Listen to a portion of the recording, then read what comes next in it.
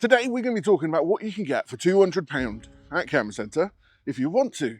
And this is a full frame setup with a 50mm attached to that as well. And it's just £200 or just over $200 if you're coming from America. Now we're going to see if this camera can actually get some really great photos till today. And this is of course going to be talking about one in particular, and that is the Canon 5D Mark 1, Mark 0. The camera that really started a lot of people's professional and hobby kind of career in doing photography. So let's get into the Canon 5D Mark 1. And this is what it sounds like.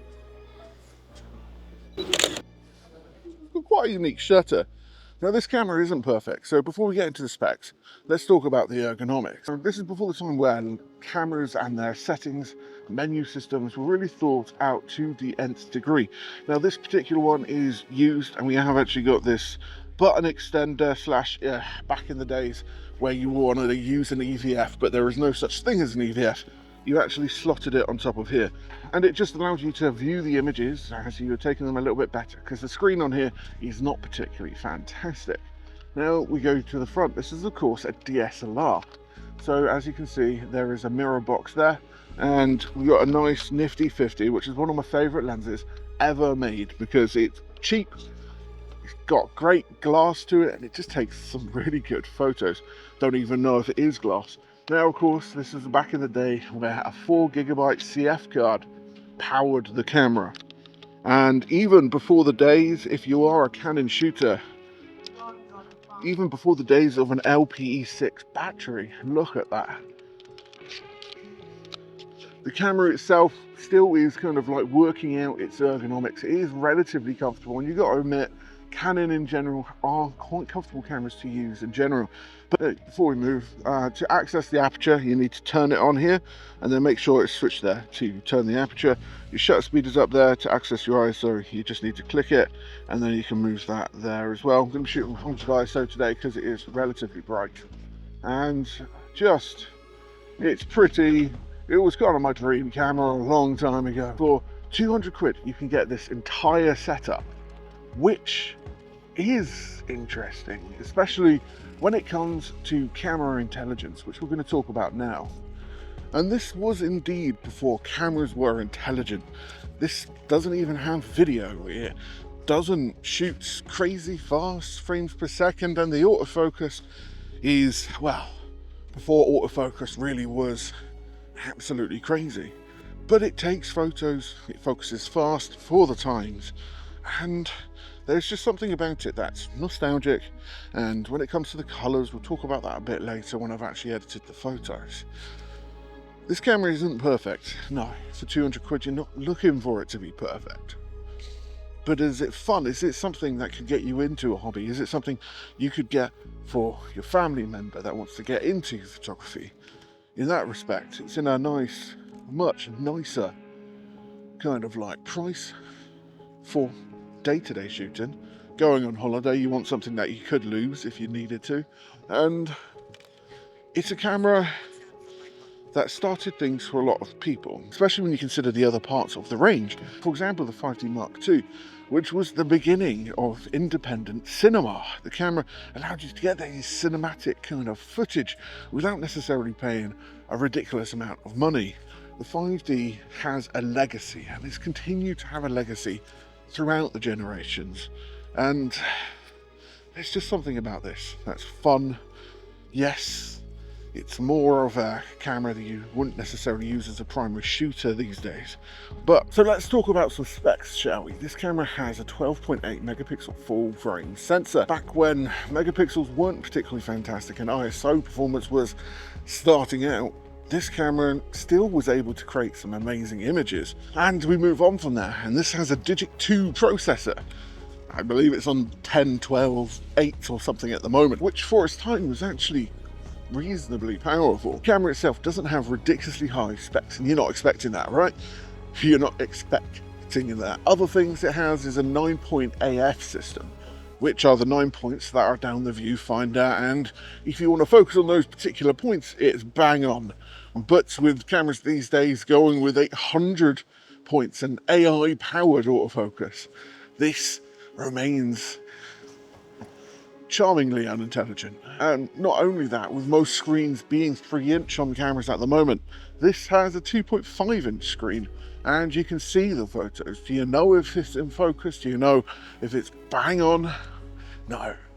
But that's again part of the charm of it. Oh, and don't forget, it has 230,000 dots. I think that's before HD. But you know, you can see the images on the back of it. May not be particularly large, and my first camera was a Canon 350D, which had, I think, barely a 1-inch screen.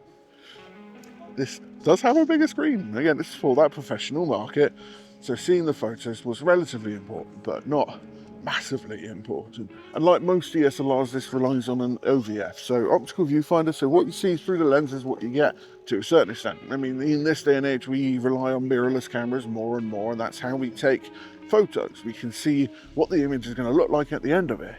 Now, with this, you understand, with shooting a DSLR, you get to understand how to set up a shot using the exposure triangle, understanding the meter.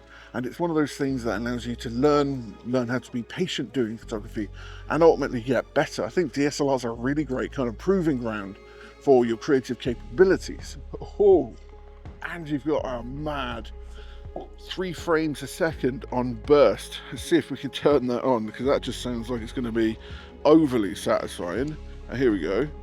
So this is high speed burst. You're going to hear it over the mic, hopefully. So we're going to turn it on. I mean, sports photography right there. Absolute dream. But again, this was a time where that was actually probably considered quite fast. I mean, you had cameras like the EOS 1, which is a film camera that went around about 10 frames a second, I think. And that would just drain a film in 3 seconds, which is absolutely crazy. Now, this is digital. Rather than taking 36 photos a reel, you could take 1,000. That's a revolution in and of itself. And having a 4 gig card in here would probably last you a couple years if you're conservative with what you're actually shooting.